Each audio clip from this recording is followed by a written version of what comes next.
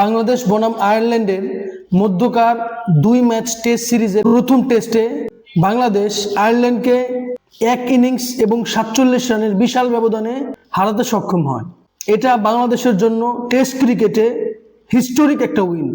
এই ম্যাচে man of the match হয়েছেন বাংলাদেশের হয়ে সর্বোচ্চ রান করা ব্যাটার মাহমুদুল হাসান জয়। তিনি 171 রান করেন। এটা ভবিষ্যতে তাকে অন্যরকম উৎসাহ দিবে। পাশাপাশি এই ম্যাচে ডেবিউটান হাসান মুরাদ প্রথম ইনিংসে 2 উইকেট নেন, দ্বিতীয় ইনিংসে দুর্দান্তভাবে আয়ারল্যান্ডের 4 উইকেট নেন। সব মিলিয়ে এই টেস্টে তিনি তার ডেবিউ ম্যাচকে রাঙাতে পেরেছেন। তবে আয়ারল্যান্ডের কথা না বললেই নয়, 86 রানে 5 উইকেট চলে যাওয়ার পরে আজকে আয়ারল্যান্ড দুর্দান্ত ব্যাটিং করেন। যদিও তারা ইনিংস ব্যবধানে হেরেছেন, তারা ফাইট শো করেছে।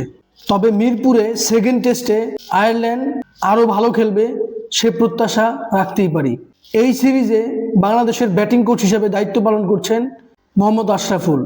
যদিও একটা টেস্ট ম্যাচের উপর নির্ভর করে তার কোচিং এবিলিটির উপর কোনো সিদ্ধান্তে যাওয়া ঠিক হবে না, তবে তার এক্সপেরিয়েন্স বাংলাদেশের ব্যাটারদের অনেক হেল্প করবে।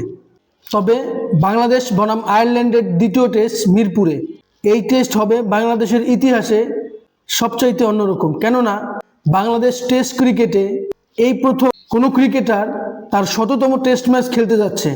তিনি হচ্ছেন বাংলাদেশের মিস্টার ডিপেন্ডেবল মুশফিকুর রহিম, বাংলাদেশের সর্বকালের সেরা পঞ্চপাণ্ডবের একজন।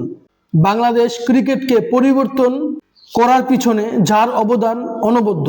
তার 100তম টেস্টে Bangladesh cricketer, Bangladesh cricket board এবং ক্রিকেট ফ্যান্স সবার ভিতরে এক অন্যরকম উন্মাদনা কাজ করবে। মুশফিকুর রহিমের প্রতি অনেক অনেক শুভকামনা রইল। এই ব্যাপারে আপনার কোনো মতামত থাকলে অবশ্যই আমার সাথে শেয়ার করবেন। ভিডিওটি ভালো লাগলে লাইক, কমেন্ট, শেয়ার, সাবস্ক্রাইব করবেন। ধন্যবাদ।